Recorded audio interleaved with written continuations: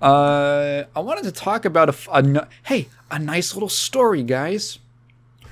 This is a short one, but I wanted to talk about it because there's a recent story. I'll just read it out. What town don't I have? Okay. Nope. Where was it? Here it is. From RPCS3 on Twitter. Now, if you don't know, RPCS3 is kind of the leading PlayStation 3 emulator.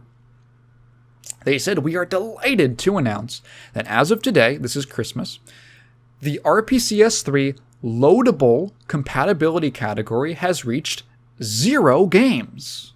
So what that means is they have 5 different categories for how many games for compatibility for across the PS3's library. So it goes from all the way from playable, which means you can play the game at a pretty stable rate. No serious glitches that are introduced by the emulator or anything. Basically, it's like the top quality emulation. In-game, which is that games can't be finished because of they aren't compatible enough to be finished. They have some kind of serious glitches, or the performance is too bad to be truly playable. Intro, which is that they get to the intro, but they don't get past any. You can't really get into the game. And loadable, which is games that display a black screen with a frame rate on the Windows title, which is it basically boots to a black screen, and then nothing, which is that it doesn't even start up. So nothing is at 0%.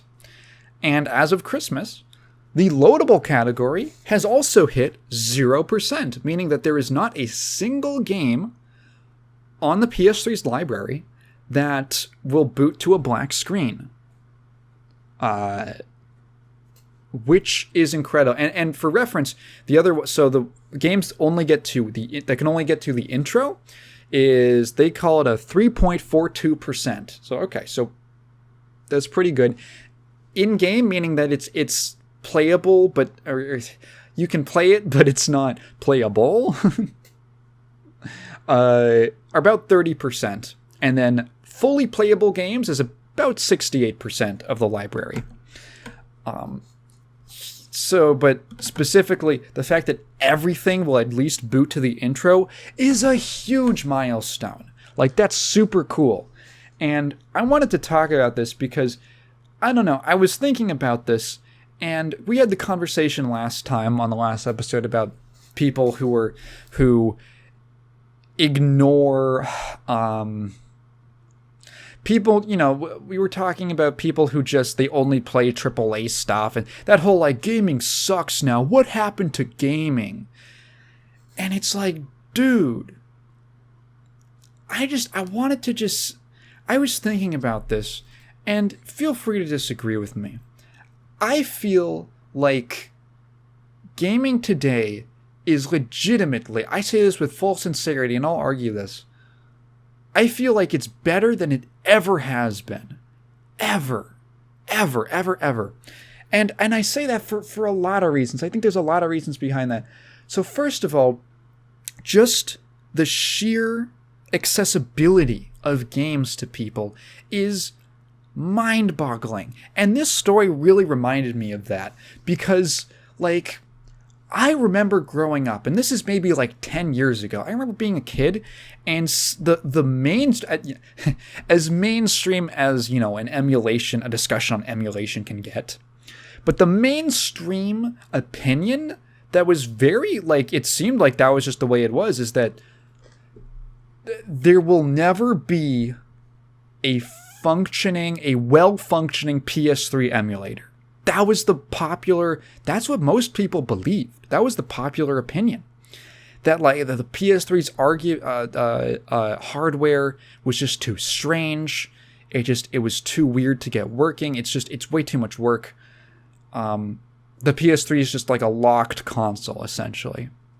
I remember that being a very common sentiment, to where I believed, like, yeah, I don't think it's ever gonna happen. And now here we are in 2022. And like, when did the PS4 come out? 2014? So less than 10 years after the PS3's end of life, basically. We're sitting here, and you can play almost 70% of the console's library through emulation for free. Through piracy, but you know. But fucking think about how many games were not ported, right? Think how many games were exclusive to the PlayStation 3. And Metal Gear Solid 4, never been ported. I don't know if it'll ever get ported because Konami sucks. Fucking, you can play it on an emulator now. Like, that's incredible. That's so cool. I have on my computer a folder that is literally the entire NES library. The entire thing. Japanese, for every region that every game was released in.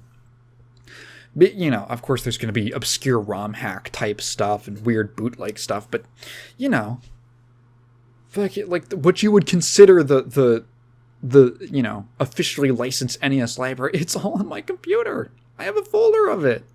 That's crazy. And if you just think about, like, even beyond emulation, which is better than it's ever been, and which I think is really the best means of preservation that we have and archival that we have. Even if you ignore that, I mean, think of platforms like Steam or Epic or whatever. Think about how accessible games are now. There's still things that are exclusive and that they're landlocked to a certain console, and that's dumb. But man, it's so much better. It's so much better. Think about how many games that you can go on like fucking itch.io or something and just download it for free, and then play it. And it's like a good ass game. Think about how many things. Like, obviously, mobile gaming is a fucking trash fire a lot of the time, but God, there's some gems on mobile that you could just play on your fucking phone. I have a little slab of, like, glass, and I can play a good video game on it on the bus. That's crazy. Can you imagine that? That's ridiculous. And it's so much more. Even on like the developer side, it's so much more accessible. It's so much more accessible to, I won't say easy, because making games isn't easy by any means, but like fucking Unity is free. Unity is free, and of course there's a huge learning curve. You got to learn a bunch. I'm not saying it's easy, but like a single person, like think about the fact that there are so many people who have, I don't know. It's like a somewhat common thing that every couple years, there's just a game that's made by one person who does everything, like Undertale or Five Nights at Freddy's or something like that, and it becomes the biggest goddamn thing ever. And it was made by one person. Undertale was made in RPG Maker, dude. RPG Maker. And like, there's so many things, like, you can just fucking start writing code. You can start putting it into something like Unity for free. There's like, Blender there's probably paid versions of Blender, but like you could get modeling stuff for free. There's artwork stuff it's either like so much stuff that's like either free or like easily piratable. I'll say. Stuff for making music and stuff like that. That like it is so much more possible for just a single person to make a giant ass game. And honestly, it's like that kind of existed in like the 80s when the industry was really small and there was just like guys in their fucking rooms coding up some shit, like with the you saw that a lot in like the UK games, like PC gaming scene. That was like a big deal then. And then it kind of like went away because the games got too expensive. And it's like how distribution, the industry got so, there was like, man, the 7th gen fucking sucked. I'm going to be honest. Fucking like, industry got so big and it was so hard for like people to like get, I don't know, it was so much harder to do that, I feel like, because the means of distribution were still like bottlenecked by retail. And that retail bottleneck has been completely opened up. And of course, that means there's a bunch of trash, right? But there's so much good stuff too. There's so much good stuff you can find if you want to look for it. And from the consumer's point of view, again, like from the audience's position, it's so much easier to find out what's good and what's not. There's like literally recommendation algorithms. We have a very robust tagging systems. There's tons of people on YouTube, on social media who you can learn. I've made so many purchases that are based off of the recommendations of people I trust on YouTube. And like, man, it's so like, we can, obviously there's problems. There's always going to be problems with the industry. This industry fucking sucks in so many ways. But like, man, I think about it, and I think about even the time that I was growing up. In like the early 2010s and like the late 2000s. I think about the time I was growing up, and I compare it to now, and I'm like, God damn. It's so fucking good. We have it so good. It's crazy. Like the fact that you can like put up a game for whatever price you want now, and it doesn't have to be, you aren't limited by like a $60 obligation. The fact that we have so many free to play options, that, you know, there's so many like other like budget low cost things. Like, it's so cool, dude. It's so awesome. I legitimately think it's a shame when people look at like just the big blockbuster industry stuff, and they think that gaming's gone downhill or something like that. And fucking like the habits and the desire and the greed that's always been there. It's just with the internet and things like that. It's and digital commerce. It's just been made way easier to be shitty and greedy. That's always been there. Go watch my video on freaking Casey Munchkin. It's like the intro kind of like appetizer story in the Mortal Kombat murders video that I made up. Fucking God, that was a while ago. But like, yeah, the desire to just be a sleazeball and rip people off and make money, that's always been there. But I look at it now and it's like, would I go back? Would you go back to the 90s? Fuck no, I wouldn't go back to the 90s. I wouldn't go back to the 90s. I can play all the shit from the 90s today. I can play all that right now. Plus more stuff. That's awesome. I can do it on my nice computer, listening to a podcast or something like that, and I can install a patch that fixes bugs from a game from like 20 years ago. Dude, like, yeah, it's such a shame. It's such a shame when I hear people just bemoan, and they act like things suck and things used to be so good, and it's like, man, fucking look what you have. Look what's around you, man. It's so good.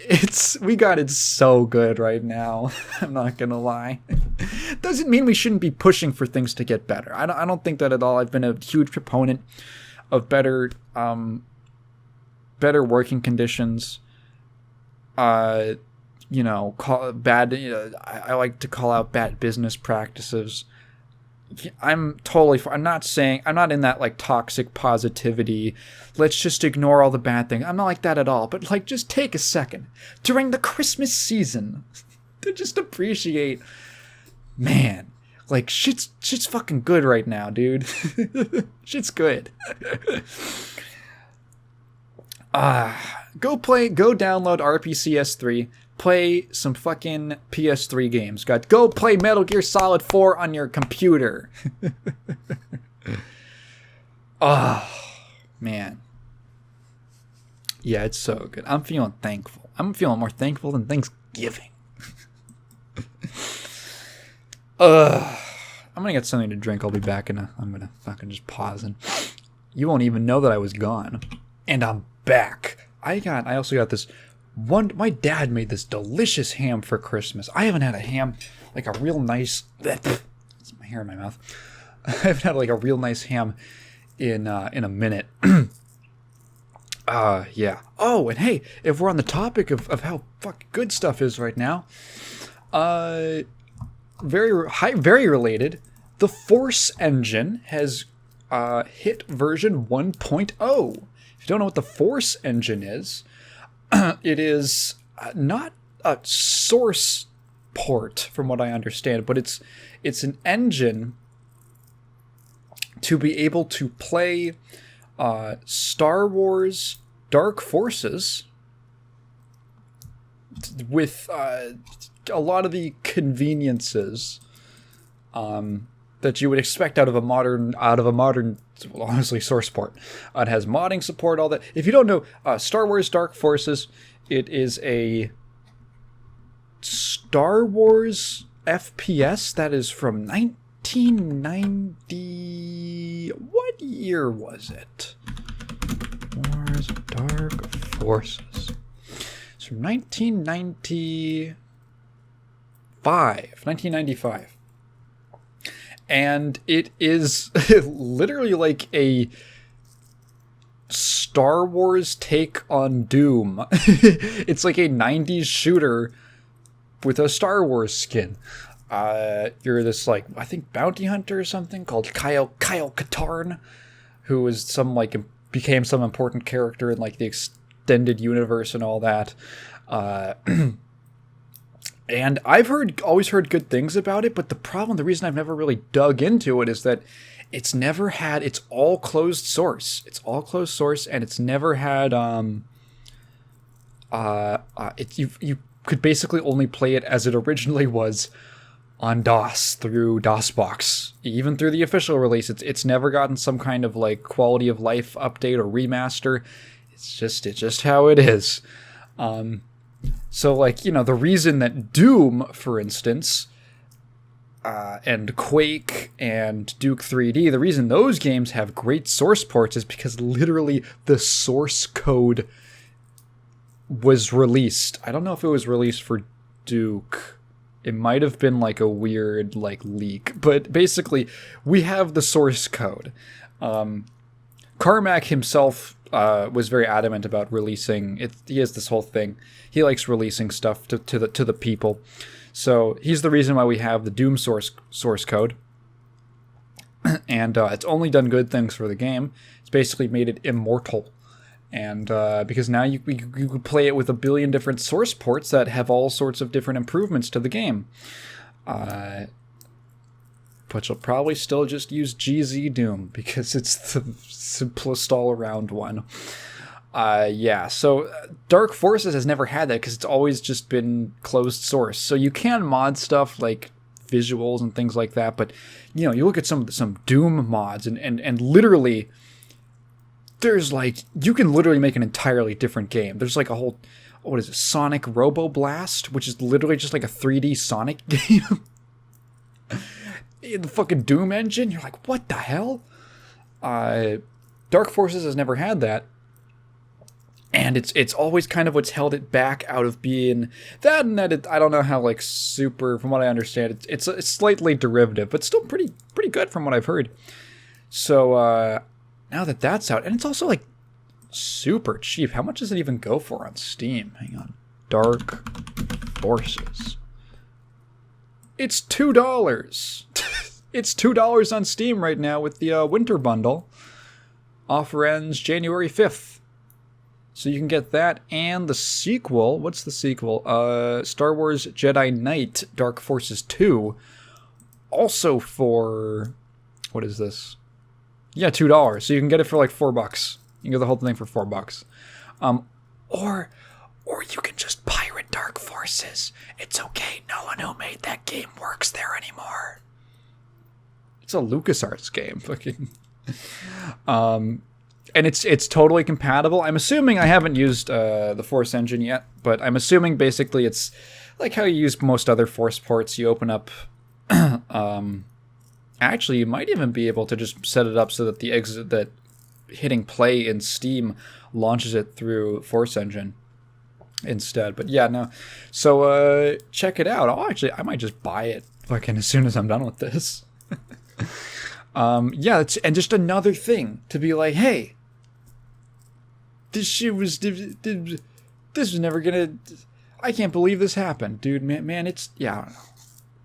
We got it so good.